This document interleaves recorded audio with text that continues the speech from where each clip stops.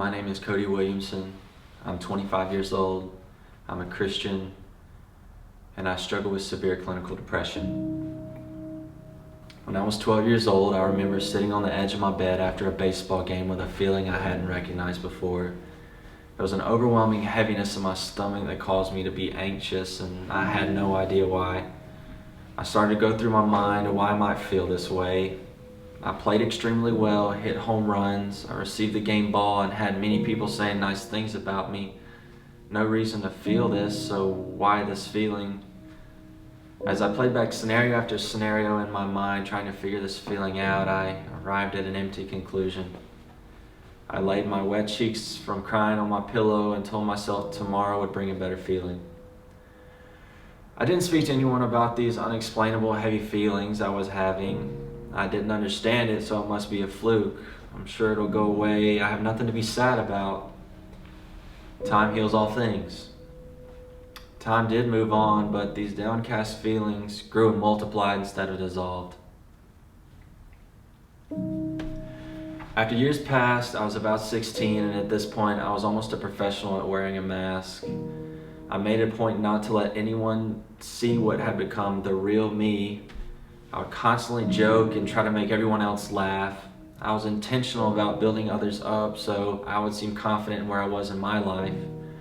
I worked every day on polishing my mask. For instance, I would walk out at an event smiling and laughing, get into my car and immediately have a panic attack. I would bust into tears because these feelings were getting out of control. Felt like I was falling deeper and deeper into a hole I already couldn't get out of. I felt like the tighter I tied my mask, the more brittle it got. The years of 19 to 20, I decided were the years of fixing. I was raised in church, and so I attacked it from a spiritual angle. And I went in with everything that I had. I woke up at 5 a.m. every day and I prayed for an hour, and I listened to message constantly. I always had a Bible by my side, and I would fast one day, then two, then three, and then take a day break. Eventually got up to where 6 or 7 days was nothing for me, and in a period of 2 months I fasted more days than I didn't. I dropped close to 30 pounds, I was weak, and nothing had changed. At 21, I married my high school sweetheart. She knew for many years at this point what I had dealt with, and she would do her best to help in any way, but there was only so much she could do. During our newlywed stage, for a few weeks at a time, I was on cloud 9, and I felt that I'd kicked my habit of depression never to come again, and I was euphoric. Maybe I had pushed depression far enough away that I couldn't meet him again. But he came back with open arms, and it got worse. I decided I needed a doctor to talk to about it. He did his best, but after cycling out 5 different antidepressants, I gave up. Why was I feeling like this? I had it all: a beautiful, loving wife, a perfect family, people who loved me, all the material things I could ever want. It doesn't make sense. The next few years were exhausting and gray. 23 came quicker than expected, and I felt completely hopeless. It was routine at this point for me to stay in bed for days at a time, making up excuses why I couldn't go out. I dreaded anything with people around because I felt I had absolutely nothing to offer. My mask had completely broken in half, and people were starting to take notice. They would joke that I'm too depressed and I should just snap out of it, and I wish it were that easy. I began to seek counsel with a few people I entrusted with this nightmare I was in, and I was told things like, keep pushing, it's only a season, fake it till you make it. I know these people meant well, but after 4 or 5 appointments with the same repetitive solution and a mindset continuing to dissipate, I stopped going. The feeling of being a million miles away was normal, and there was no hope left. It was time to end this. I started frequently daydreaming about suicide, the exhilaration and the peace it must bring to have an empty mind.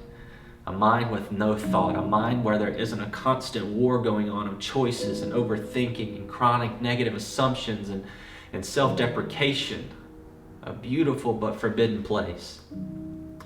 Several months went by like this. Many times I'd be on the front pew at church praying to have a heart attack or praying to have a stroke, anything to make my mind stop running to these dark places, until one day at 24, I decided to take my fate into my own hands.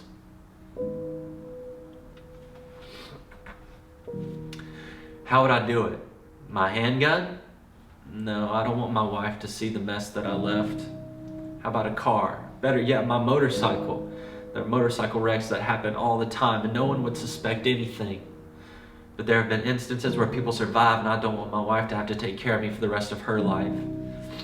After thinking about it and driving around for several hours, I stopped on a bridge, and there I stood my answer in the face. Sitting in my car, numb, no tears, smiles, or any other emotion for 100 miles. Trying to get in the mindset to get this over with, when I made one phone call to someone who meant quite a bit to me, just to tell them goodbye. The person on the other end of the phone was absolutely guided by God, and I'm so glad that I made that call. The call lasted about an hour, and during that call, he gave me something so incredible that it changed my mind. He gave me something that I had been searching for nearly 14 years. Hope. Nearly a year later, I wish I could tell you I'm completely free from any depressive thought and I no longer suffer from major depressive disorder, but that would be a lie. What I can tell you is I have taken my mental health into my own hands and I've started to control my thoughts rather than my thoughts controlling me. God and professionals have helped me tremendously, and I have surrounded myself with people who love me and care for me no matter how I feel. I've educated myself and I've reached out to professionals that have the necessary skills to help. I have not shared this story for pity, but I have shared this story to encourage you.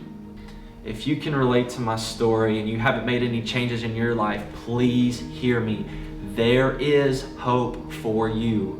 People will miss you. Your ministry and your life are still on track. You are important. You are good enough. There are steps to take to kickstart the path back to a colorful life. Stop believing everything that you think. Most of the time, your mind lies to you.